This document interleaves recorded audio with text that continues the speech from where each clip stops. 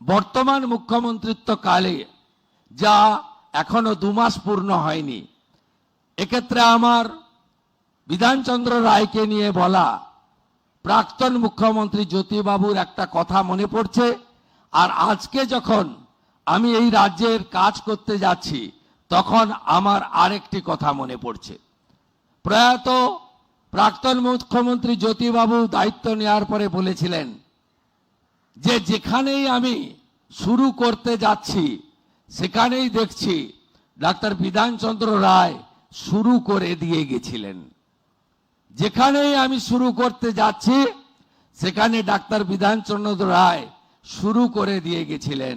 আর আজকের মুখ্যমন্ত্রী অকপটে বলতে পারে যেখানেই আমি হাত দিচ্ছি সেখানেই ধ্বংসলীলা দেখতে পাচ্ছি। দর্শক শুনলেন, আজকে ডক্টরস ডে, তো একটি অনুষ্ঠানে রাজ্যের মুখ্যমন্ত্রী গিয়েছিলেন, তো সেখানে ডক্টর বিধানচন্দ্র রায়কে স্মরণ করেছেন। তো সেই সব বলতে গিয়ে জ্যোতি বসুর কথা বলেছেন এবং সেই সঙ্গে এর আগে যিনি মুখ্যমন্ত্রী ছিলেন, বিতাড়িত মুখ্যমন্ত্রী, তার কথাও উল্লেখ করলেন।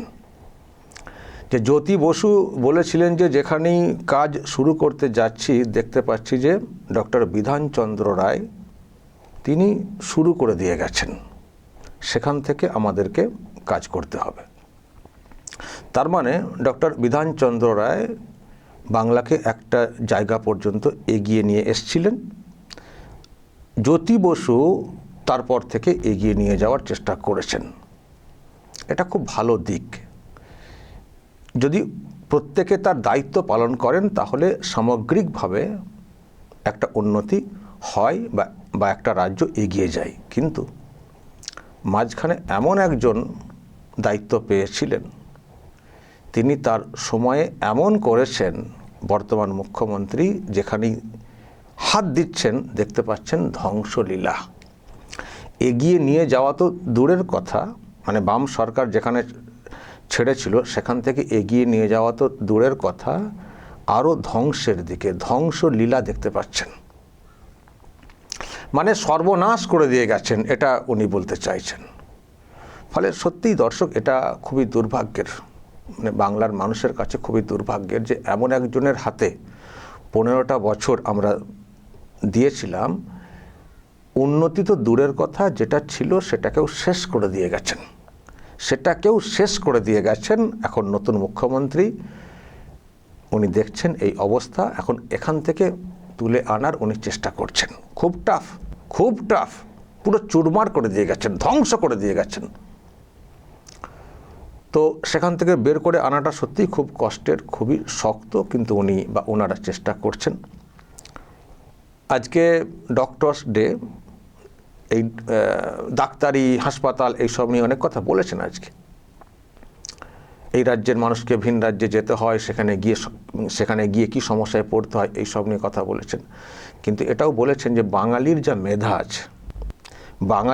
মেধা আছে, যদি এই মেধাকে কাজে লাগানো হয় না, এই বাংলা অনেক অনেক উন্নত হতে পারে। এই বাঙালির মেধাকে কাজে লাগিয়েই তো সব দেশের অন্যত্র বা বিদেশেও অনেকে তাদের মতো করে এগিয়ে যাচ্ছেন। তো বাংলার যদি মেধা থাকে তো তার প্রয়োগ, তার বিকাশ ঘটানো কেন হবে না? তো আগের সরকার তো ওই রকম ছিল না, বিকাশ ঘটানোর চেষ্টা করেছে না সেটাকে ইউজ করার চেষ্টা করেছে, যেটা ছিল শুধু স্বজন পোষণ করেছে আর ওই নিজেদের পকেট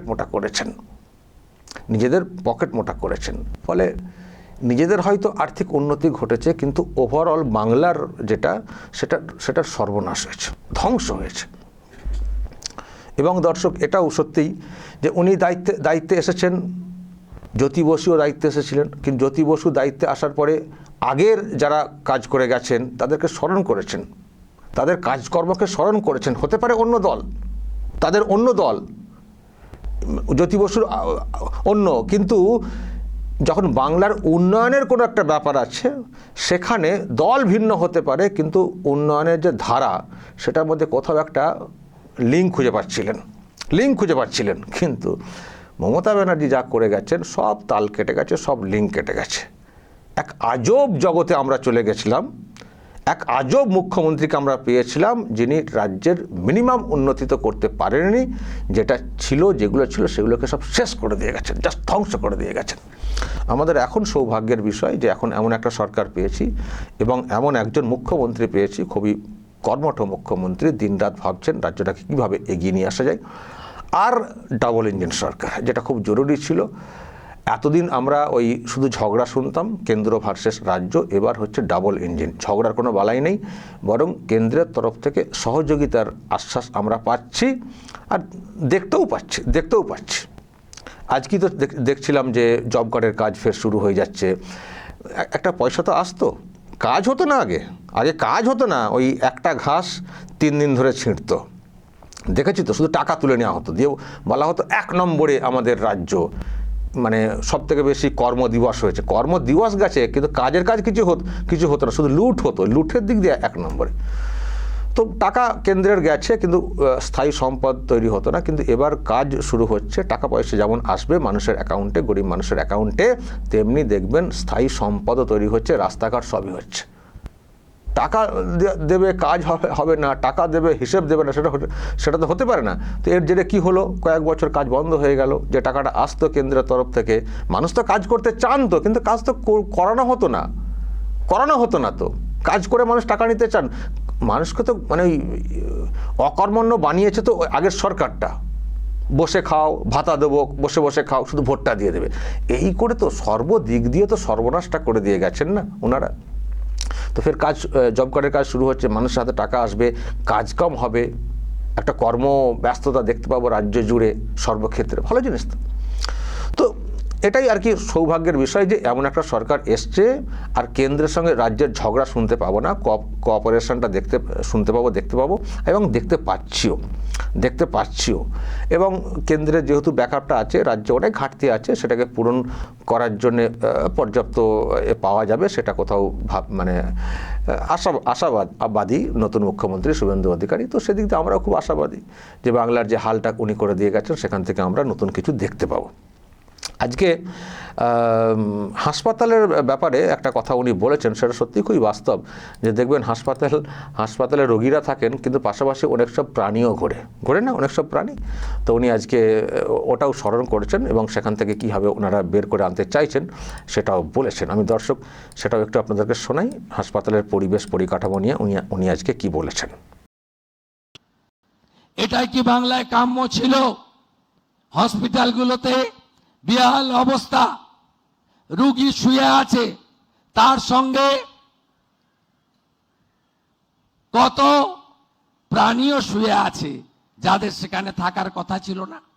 কি অবস্থা করে রেখেছেন হসপিটালগুলো, কি অবস্থা করে রেখেছেন স্বাস্থ্য ভবনে, কি অবস্থা করে রেখেছেন মেডিকেল কলেজে। কেন যোগ্যতমের উদ্বর্তন হবে না? আসুন সবাই মিলে শপথ নিয়ে, প্রথমে যদি বেহাল অবস্থার হাল ফেরাতে হয়, চিকিৎসা ক্ষেত্রে করতে হবে। এই 1.5 মাসে আয়ুষ্মান ভারতের মৌ চুক্তি স্বাক্ষরিত হয়েছে। ডাক্তারবাবুরা চিকিৎসার ক্ষেত্রে তারা কখনোই চান না কোনো রোগী মারা যাক বা তার ক্ষতি হোক।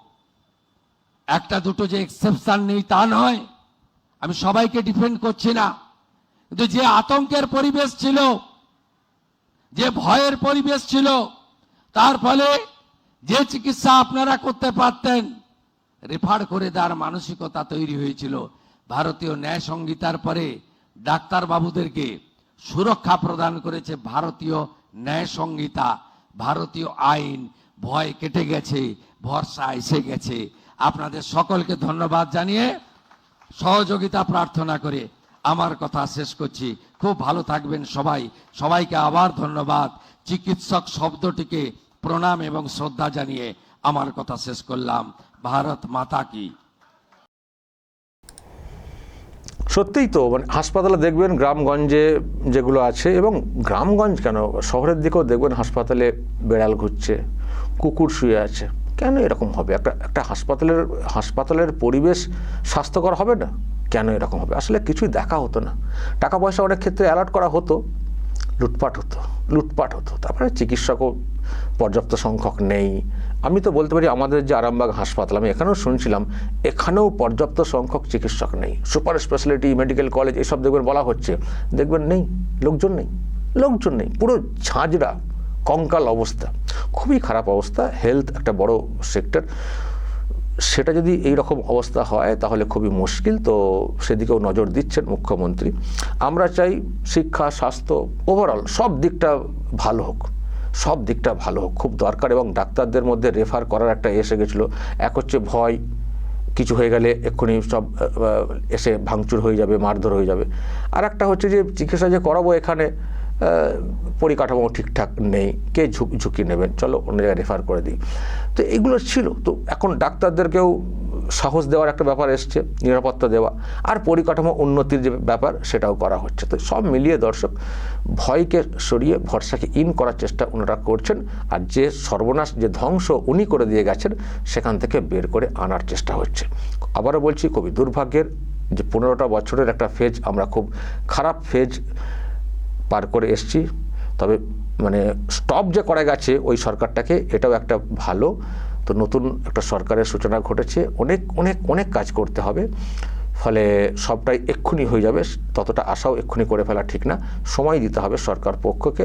আশাবাদী যে অবস্থা উনি করে দিয়ে গেছেন, সেখান থেকে অনেক উন্নত হবে রাজ্যের অবস্থা। দর্শক বলবেন, মুখ্যমন্ত্রী আজকে যে মন্তব্য করেছেন, যারা প্রবীণ মানুষ আছেন তারা হয়তো আরও ভালো করে বুঝতে পারবেন, যারা অনেক কিছু দেখেছেন আমাদের রাজ্যের পলিটিক্যাল ইতিহাস বা রাজ্যের বিভিন্ন সরকার বদল। অবশ্যই দর্শক মতামত রাখবেন এবং নজর রাখবেন আরামবাগ টিভিতে।